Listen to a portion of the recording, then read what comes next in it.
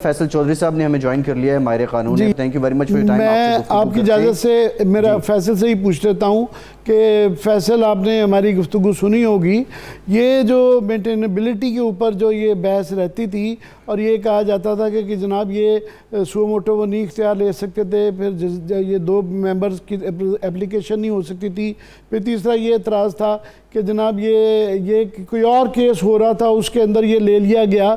मुझे जो याद पड़ता है उस वक्त जो है काफ़ी और पटिशन्स भी आ चुकी हुई थी लाहौर और पेशावर के अंदर। मीडिया में मेरे जैसे लोग भी कह रहे थे कि जनाब इतना बड़ा इशू है, सो मोटो क्यों नहीं चीफ जस्टिस ले रहे।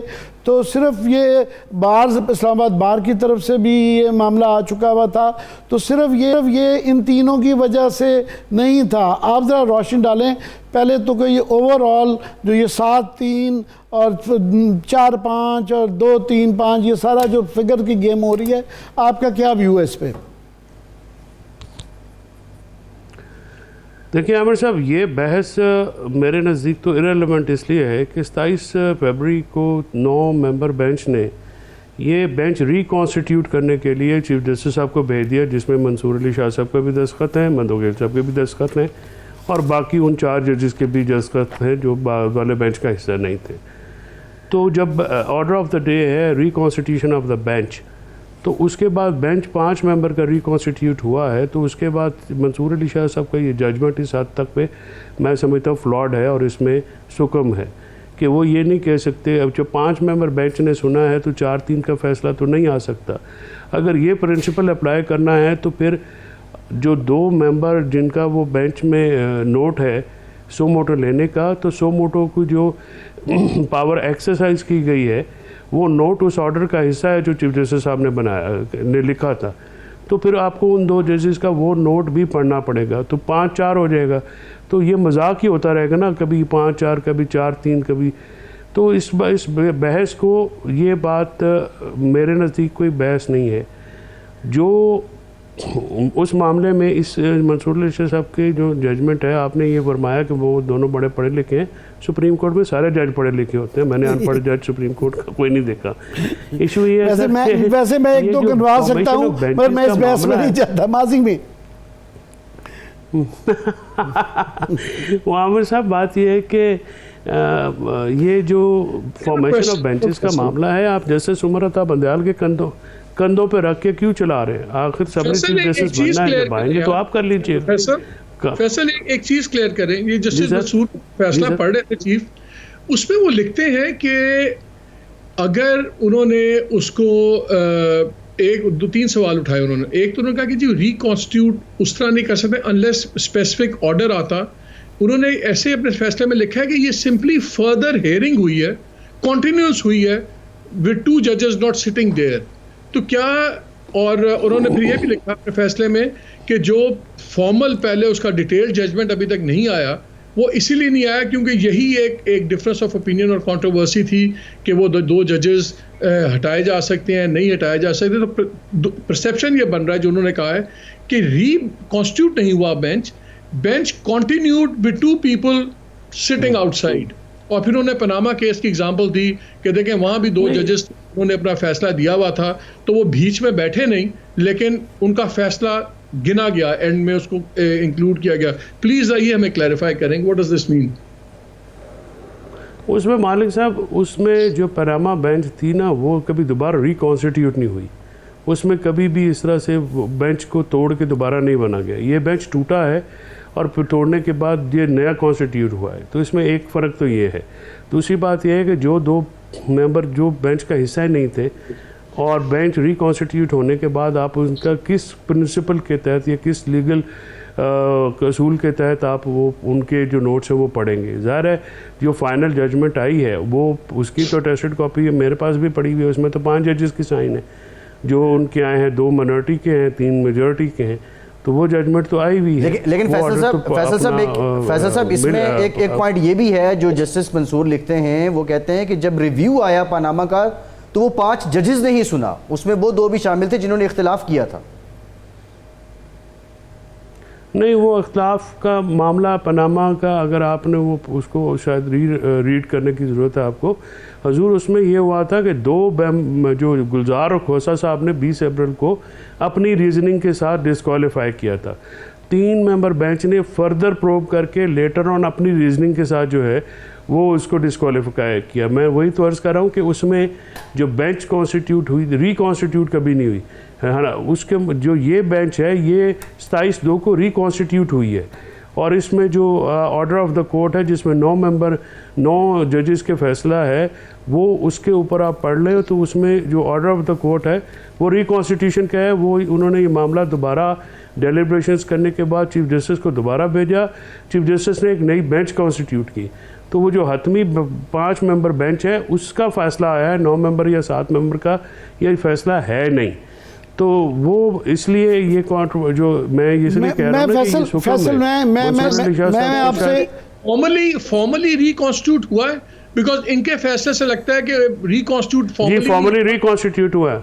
अच्छा, ओके, अच्छा, फैसल हुआ है, वो 27/2 का फैसला है जी। फैसल मैं आपसे ये पूछना चाहता हूँ कि ये तशरीह की जा सकती है, ये जो डिटेल नोट आया है कि वो जो 4-3 का फैसला कह रहे हैं, वो कह रहे हैं कि मेंटेनेबिलिटी के ऊपर जो है 4 जजेस के उन 9 जजेस में से ये ख्यालात थे और बाकियों के मुख्तलिफ थे, मगर 90 डेज़ करवाने में किसी को कोई इख्तलाफ नहीं है।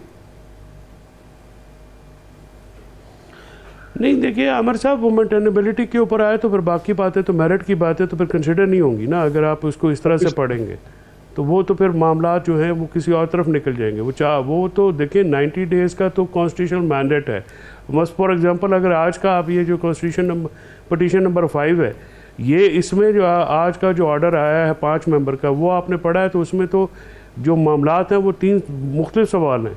उसमें ये सवाल जो है सुप्रीम कोर्ट के ऑर्डर की इम्प्लीमेंटेशन जो है वो नहीं है। वो जो उन्होंने 4 सवाल किए उसमें तो जो पावर्स हैं ECP की with regard to poll dates और सदर की जो पोल डेट देने की ऑल्ट्रेशन की, वो सवालात जो है वो रेज़ किए गए हैं। और उसमें जो 5 मेंबर का ये जजमेंट है, इसके जो सवाल हैं वो डिफरेंट हैं। और जो इलेक्शन कमीशन का जो ये डिले करने का फैसला है उसकी कोई लीगल ना पावर भी उनके पास नहीं है, ना ही कोई ऐसी मंतिक और दलील उन्होंने एक ब्रेक लेते हैं, एक ब्रेक लेते हैं। तो उनको चाहिए था फैसल को साथ रखिएगा, फैसल साहब को साथ रख लेते हैं। ब्रेक के बाद गुफ्तगू का सिलसिला यहीं से जोड़ेंगे, हमारे साथ रहिए।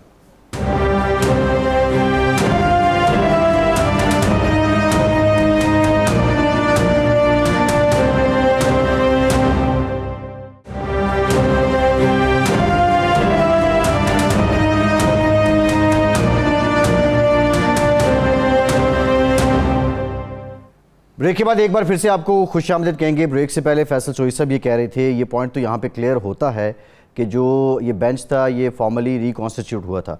आमिर साहब, मालिक साहब भी कुछ पूछना चाह रहे थे। जी मालिक साहब का बहरहाल क्वेश्चन था वो पूरा, फैसल साहब अगर आप जवाब दे सकें। मालिक आप रिपीट कर दें। मैं टू बी वेरी ऑनेस्ट भूल गया कि मैंने ब्रेक से पहले सवाल क्या कर रहा जो मैं पूछ लेता हूँ, फैसल ये बताइएगा। मालिक साहब का सवाल ये था कि क्या बेंच रिकॉन्स्टिट्यूट हुआ था, तो आमिर साहब मैंने आपकी टीम को वो भेज दिया ऑर्डर। जी वो मैंने देख लिया, वो मैंने फैसले में भी पढ़ा हुआ था। मैं खुद भी पहले ये बात कर चुका हुआ था।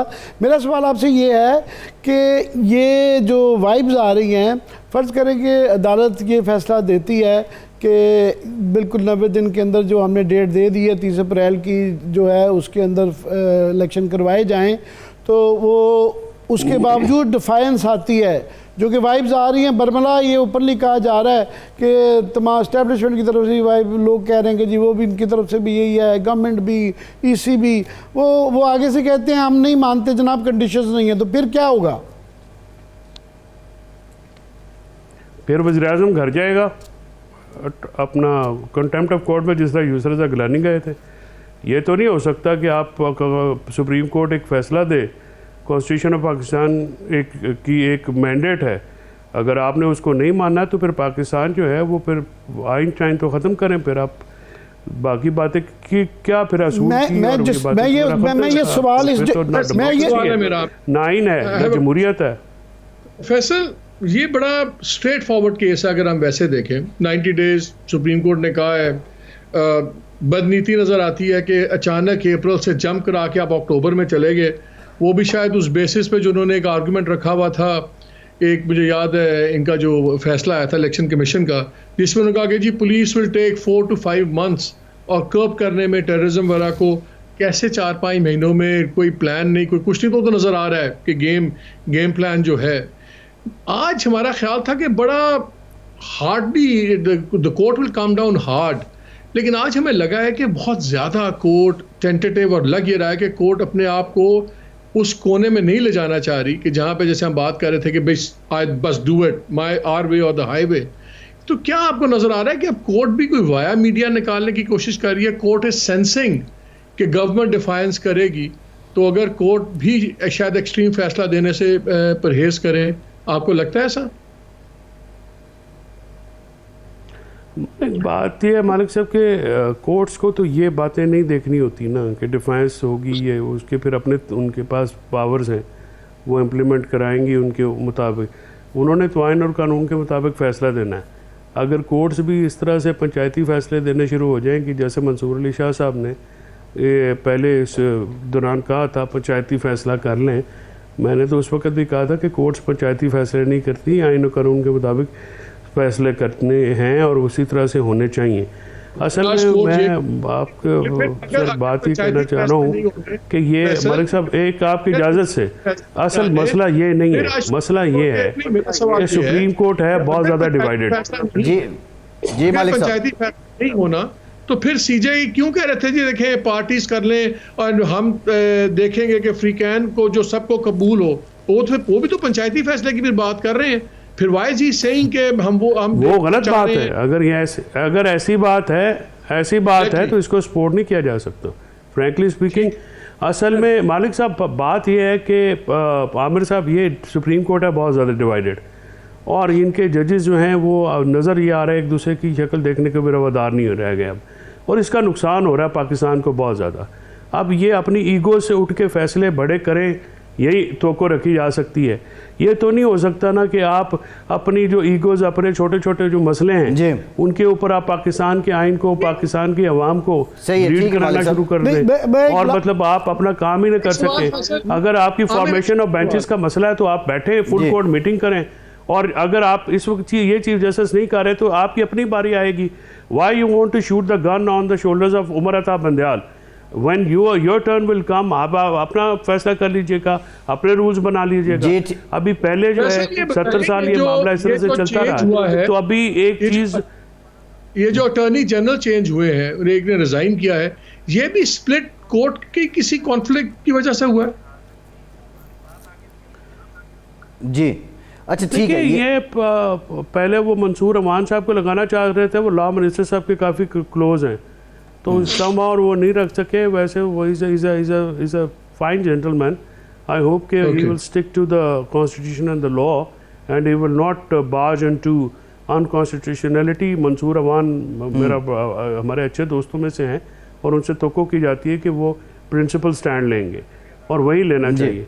अब जो ये जो मामला जिस तरह से, और आप देखें ना मालिक साहब के ये जो फॉर्मेशन ऑफ बेंचेस का तो पॉइंट ही नहीं था बेंच के सामने, और मंसूर साहब ने उसमें इतना लंबा चौड़ा लिख दिया है। तो ये एक ऐसी बात जिसकी या तो मूड पॉइंट हो तो फिर तो बात बनती है। सही है, ठीक है फैसल साहब, आपका पॉइंट ऑफ व्यू आ गया। फैसल चौधरी साहब बहुत शुक्रिया।